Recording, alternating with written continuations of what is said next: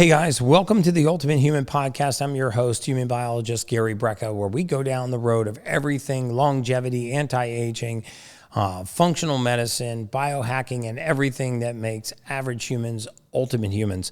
So today I have a very special guest, my wife, Sage Workinger, soon to be Sage Brecka.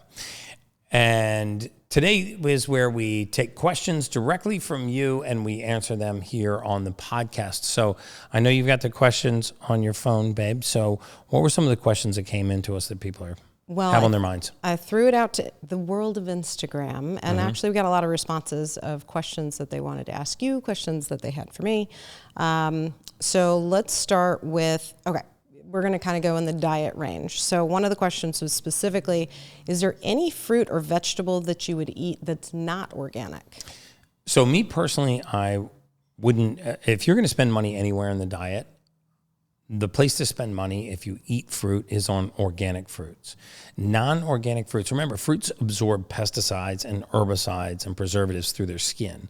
So they have a tendency to draw pesticides, herbicides, insecticides into the fruit. So if you're going to spend money anywhere in your diet and you actually do eat fruit, it's best to go with organic fruits rather than non-organic fruits. My preference would be that you eat fruits that end in berry.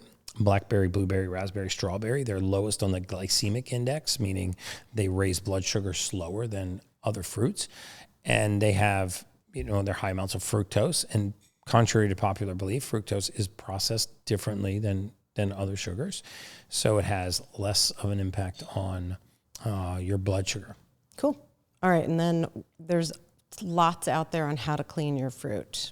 TikTok's got crazy ways of soaking it in some sort of solution that sucks all the color out of strawberries, and obviously that can't be the right way. So what do you recommend when you bring your fruit home, even if it's organic, how you wash it? Even if it's organic. I actually recommend that you wash your fruits and your meats. So the way to wash fruits is put them in a bowl with filtered water, and preferably as cold water as you can get it. You can even actually use ice, but put it in a glass bowl of cold water, filtered water, and then add about a quarter of a cup of vinegar, white rice vinegar, white wine vinegar, even apple cider vinegar. So a quarter cup of vinegar and about a tablespoon of baking soda. And you'll notice it will fizz up, and then just massage the fruit around in there a little bit. You only need to leave it in the bowl for 1 minute. Okay. You don't need to let it soak for 10 or 15 minutes. It will actually start to draw the color out of the fruit, and it will even draw the sweetness out of the fruit, which is not what you want.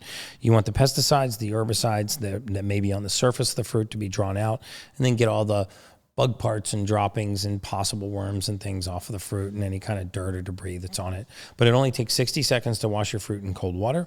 Quarter cup of vinegar, your choice of vinegar is fine. It's super cheap to buy a bottle of vinegar, just a few bucks, and then a tablespoon of baking soda. Does it taste vinegary afterwards? Not at all. You don't taste it at all. So when you're done washing it, dump the bowl of fruit out and then rinse it with filtered water and then put it in the refrigerator in a covered glass pan. I'm kind of laughing at my question because clearly I've been eating the fruit here and I haven't tasted it, but I didn't know if you were really washing it. I was washing it. I always wash the fruit. I will. Okay. So if it's back in our fridge, babe, I've washed it. Right. And then for meats, the trick with meats is, take the meats out of the package. Remember, just caring for your food is a great thing to do before you eat. Just being intentional about how you eat and what foods you eat. So you take your poultries or your meat, your pork, your steak, and put it in a pan, cover it completely with kosher salt. Let that sit for about a minute. Rub the salt into one side of the meat, flip it over, rub it into the other side of the meat. Let it sit for a minute, then fill the pan up that the meat's in. And same thing, add a little bit of, make sure that the water is ice cold, and add a small amount of vinegar, no baking soda in this case, just a small amount of white wine vinegar, white rice vinegar, apple cider vinegar. Let it sit for about a minute, and then rinse it off, put it in a glass pan, and then put it back in the refrigerator and cook it when you're ready. What's the difference between using kosher salt versus like Himalayan sea salt or Celtic salt or table salt? So the pink Himalayan sea salt, there's been a lot of studies recently that show that a lot of brands of pink Himalayan sea salt, the majority of them are coming out of China, and they're actually laden with mercury. They have a lot of heavy metals in them. So based on the way the salt is mined, If they don't take the crystal vein of the salt and they actually start to get some of the ore that's around, they can get heavy metals. So my recommendation is that you use Celtic salt, especially for your table salt, because it actually has more minerals. I think it has 61 or 62 minerals that are essential for human beings. And the Celtic salt tastes even saltier. It just actually has a more full flavor than iodized table salt or pink Himalayan sea salt. So you can use those for eating. You can also use Baja Gold. That's one of my favorites. That's a sea salt. I want to say that that's mined in Mexico, and it's completely heavy metal free. You can use it also to cure your meats and your poultries, but ground up in a salt grinder, it's amazing salt. And contrary to popular belief, sodium rarely raises your blood pressure. What raises your blood pressure is iodized table salt. But most of us are deficient in sodium. We're not having too much sodium. As a matter of fact, one of the reasons why people's level of sodium shows up as elevated in their blood is usually because they're dehydrated. Levels have a tendency to rise when the concentration rises. So for example, if you had half a glass of water and you put a teaspoon of salt in that water, you'd have one concentration of salt. If you filled the glass the rest of the way up, you would cut the salt concentration in half, but not because you remove salt, but because you added water. So hydration is super important, but actually your intake of salt, most of us are clinically deficient in sodium chloride. Yeah, we always sprinkle the Celtic sea salt in our water. So, or you can make a sea salt Soleil, which helps with headaches and dehydration. Yeah, about 85% of all migraine headaches are directly related to sodium deficiency. The osmotic gradient, or the movement of water across a membrane, is what really governs very often whether or not you get a migraine. Because remember, there's no pain receptors in the brain. That's why brain surgery is painless, right? The brain cannot send a pain signal, but there's a covering over the brain called the dura. And this covering, which is like saran wrap that's over top of the brain, is fraught with pain receptors. And it hates two things. It hates being stretched and it hates being contracted. And so what determines whether or not it's stretching or contracting is the sodium gradient. And so when you're deficient in sodium, that dura can actually send pain signals, which is why the majority of migraine headaches occur in the mornings when you are the most dehydrated. So you go to sleep at night, you're respiring all night, you actually have moisture leaving your body, heat's leaving your body, you wake up in the morning and now you have a migraine first thing in the morning. If you add a pinch of Celtic sea salt to your drinking water and you drink 10 ounces of water in the morning, those usually will be a permanent thing of your past in 48 hours. It worked for me. Awesome. Yep. Okay. Other question. Okay. Daily diet and best foods to eat. So you want to talk about, I guess, your diet. You've kind of gone that keto route. Tell us a little bit about what you eat on a daily basis. What's in Gary's kitchen idea? Well, my whole philosophy on dieting is not everybody needs to be on keto or carnivore or vegan or vegetarian or paleo or Atkins or cyclical dieting or raw food diets. The most important thing about the food we eat, not the diet that we're on, is that we eat whole, real foods. It's the distance from the soil that really hurts us. So when you look at vegetarian or vegan diets, some vegans and vegetarians have higher incidences of breast cancer and other forms of cancer, colorectal cancer being one of the major ones. And not because vegetables are bad for you, but because they eat a lot of pesticide, insecticide, herbicide-laden vegetables, lots of preservatives. And it's those secondary chemicals, not the vegetables, that are really causing the harm. So one of the things that's happened through the agricultural revolution is the distance between the soil and the table has lengthened, meaning there are more steps to how food is processed before it lands on the grocery store shelf. So we know that if it takes an apple 30 days to make its journey from the tree to the shelf, that we're going to preserve that apple. And preservatives were originally called anti-digestives. But some smart person realized that people are not going to go to the anti-digestive area of the supermarket. So they switched the name to preservatives.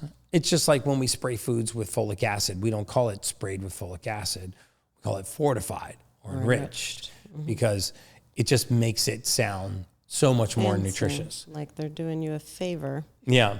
I feed my kids fortified whole grains or enriched bleached white flour. It just sounds like something beneficial has happened when really that's the root of all evil, in my opinion. Never really thought about like strawberry preserves. Is it full of like jelly? Is just Well, those aren't strawberry preservatives. Those are strawberry preserves. So when you seal it in a can, that's different. Preserving it is actually very healthy, meaning preserving it in a sealed jar. Preservatives are terrible. Because it's the time of just Our came old off the school bush. grandmother's way of preserving fruits, preserving vegetables, pickling cucumbers and things like that. Those old school methods are actually very, very healthy. Yeah. If you look at the incidence of cardiovascular disease and type 2 diabetes in the 40s, it's a fraction of what it is today. And if you oils. Yeah, well, I mean, that's also seed oils, true. But, you know, I did a big post on seed oils the other day, and I got a lot of flack online because people said, well, food-grade canola oil and sunflower oil, these oils are not bad for you. That is true until they are industrially processed, right? So it's not actually the food very often. It's the distance from the food to the table. So if you take a seed, like let's say you take canola oil, and you press the canola, and it comes out very gummy. Well, now they need to degum it. So they degum it with something called hexane, which is a well-known neurotoxin. Once it's degummed, they heat it to about 405 degrees. When you heat an oil like that, it denatures and it turns rancid. So now you have a rancid oil that was degummed with a neurotoxin. And now when you cool that oil back down, it's cloudy. So they need to deodorize and decloud it, and they use sodium hydroxide, which is a known carcinogen. And then very often they can even use commercial bleaching agents like a mild amount of chlorine. Not all of them go through that process, but some do. And then it makes it to your shelf. So the issue is not the canola plant per se or the sunflower seed per se. It's the distance between that and the table, which is why I say you really only need 4 oils in your kitchen. You need a grass-fed butter or ghee or tallow, and you need coconut oil, which you can use at high temperatures. It doesn't denature at high temperatures, and my preference is small batch extra virgin olive oil. So you're not a fan of something like, can't believe it's not butter. No, those are... It's crazy, though, because I get those questions. Is that an okay butter? Margarine. Yeah, margarine. Can't believe it's not butter. Because this is what people grew up with, and especially in, I don't know, the 80s or 90s, they went through the fat-free butter phase. Yeah, they went through the war on fat. Yeah. I mean, that was the worst thing to ever happen to the morbid obesity and diabetes I'm pandemic. guilty of it. I used that spray on my toast in college. Yeah, I mean, most of us did. But, you know, the thing is that it's not fat that makes you fat. It's sugar that makes you fat. Because when we eat sugar, our insulin rises. When insulin rises, the primary role of insulin is not to lower blood sugar. The primary role of insulin is actually to block any other form of energy use in the body, which includes using fat as energy. So if you can't use the fatty acid pathway, if you can't metabolize fatty acids, then where does fat build up? Well, the first place it builds up is in the blood, which is why people that eat the highest amount of sugar have the highest blood fat. So if you look at a blood panel, what's called a lipid panel, and you look at triglycerides, HDL cholesterol, the healthy cholesterol, VLDL cholesterol, the very low density lipoprotein, the really dangerous one, and LDL cholesterol, you'll see that triglycerides are very high in people that have high insulin. People that have high insulin are generally people that are eating high amounts of sugar, especially refined sugars. Gotcha. Okay. Oh, back to diet. Keto. Why did you kind of... So I don't think that everybody keto. needs to be on a keto diet. Keto reset is really good. I do actually have put carbs back into my diet. I eat natural local honey. I do eat berries. I think those things are very safe for you, and you become what's called metabolically adaptive. You actually adapt to having carbohydrate and having meats and fats in your diet. Keto is a great way for people to reset, because it's a high-fat, low-protein, very low-carbohydrate diet. It puts your body into a state of ketosis. Your body starts to use something called beta-hydroxybutyrate as a fuel source, which is a really low-inflammatory fuel source. The diet was originally constructed for addressing epilepsy. Really? Yeah, Why? because epilepsy has an inflammatory component. So Keto dieting, using a keto reset is very healthy. It can strip weight off your body, put you into a state of ketosis, kill sugar and hunger cravings. It's very low inflammatory. It's one of the lowest inflammatory diets on the planet as long as you're eating clean keto. And it's the lowest in something called deuterium depleted water, which we could do a whole podcast on that. But people find it fascinating that human beings on a daily basis, we manufacture about 100 gallons of intracellular water every day. Yeah, I can't process that. It's so hard for people to process because how really can I get my arms around manufacture it.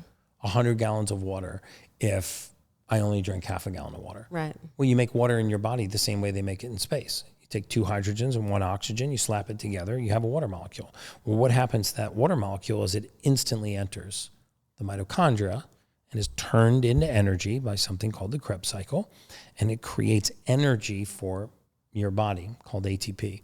So we're not capable of drinking enough water in a day to fuel our mitochondria for even 10 minutes. 10% of our body weight is these little batteries inside of our cells called mitochondria. You have about 110 trillion of these. And these make every source of energy that human beings are powered by. We're not powered by the food we eat, the air we breathe, the supplement we take. We're powered by one energy source called ATP, adenosine triphosphate. And we need water in order to make that. So the body creates water out of gases and then throws that water into this cycle that breaks it apart and creates energy. Cool. And keto dieting is very low in something called deuterium depleted water, which deuterium is heavy water. So it actually helps your cells make lighter water.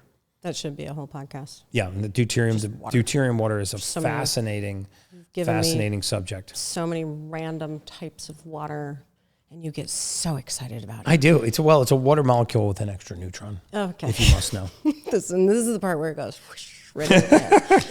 We are going to do a whole podcast on water, the difference between hydrogen water, oxygen water, alkaline water, tap water, spring water, and filtered water. So okay, we're going to go through it all. You nerd out about it. I always tell people if they're going to try a keto diet that you cannot date a keto diet. You have to commit and marry a keto diet. That's right. There's no cheat days. Why is that? Yeah, no cheat. Because people do that. They're like, oh, it's Sunday. It's my cheat day. Why can't you cheat on a keto diet? Because once you become fat adapted, as soon as you put high carbohydrate back into the body, then it instantly will stop processing fat and you're eating a high fat diet. And so now the fat will build up in the blood and it will be stored in the visceral tissue rather than being used as an energy source. Remember, the first preferred source of energy for the body, and there are no exceptions to this rule, is always glucose. So if you have sugar in your blood, you have no choice. Your body will always choose that source for energy first. So you have to bring the glucose down in order to get into ketosis. So as soon as you raise your blood sugar, raise your glucose, and you raise your insulin, now your body can't burn fat, but you have high amounts of fat in your diet, and now you're in a dangerous situation. Your triglycerides skyrocket. You'll see that your dangerous cholesterols, your VLDL cholesterols will skyrocket. So keto diet is, just like you said, the diet that you marry, you don't date. Okay. Yeah, people always ask me, since you were doing it, oh, is that what you follow too? I am of the... You eat very clean, though. I eat clean. You eat super clean. I don't follow a diet. No. I just really enjoy salads. Yeah, but you don't eat a lot of white flour, white rice, white bread, white pasta. But I do eat it. I just make sure it's not enriched or fortified. But you don't eat a lot of it. But I don't eat a lot. I really cut sugar out quite a bit. I never see you eat sugar. I never really eat it, ever. Mm-mm. Like, I don't know, the occasional piece of chocolate. But I don't crave it. I quit sugar accidentally. Accidentally. Because literally we ran out of sugar for our coffee and I was too lazy to go to the grocery store. This is before Instacart and the glory of having groceries brought to you. Mm-hmm. And so I just didn't put it in my coffee in the morning. And what I found is that at lunch, I wouldn't be craving a Snickers bar. Mm-hmm. And at dinner, after I ate dinner, I wasn't craving Haagen-Dazs. And all it took was like a 7 to 10 day period. Oh yeah, it's a period where you go through the withdrawal and then you're fine. And that was fine. But funny enough, then I started to crave salt. So then I craved more like crackers and potato chips.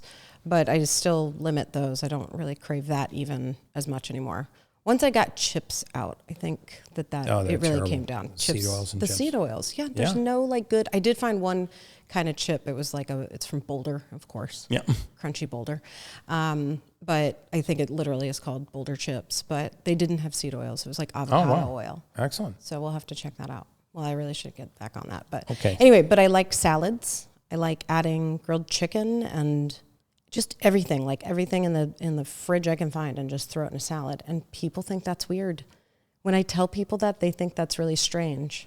Why do you think that is? Well, I mean, because people don't think of salads the way you think of salads. They think of salads as like A side lettuce, salad. a side salad. Yeah. Yeah. You make a salad with avocados and chicken, and it's just Nuts and hemp seeds. And I mean, you artichoke hearts. make really healthy salads with lots of stuff in them. My family is just known for salads. Super known for salads. Yeah. But Okay, so okay, you want to take one more question? trying to keep it to 20 minutes. So Okay, so probably then one I more. think that's good.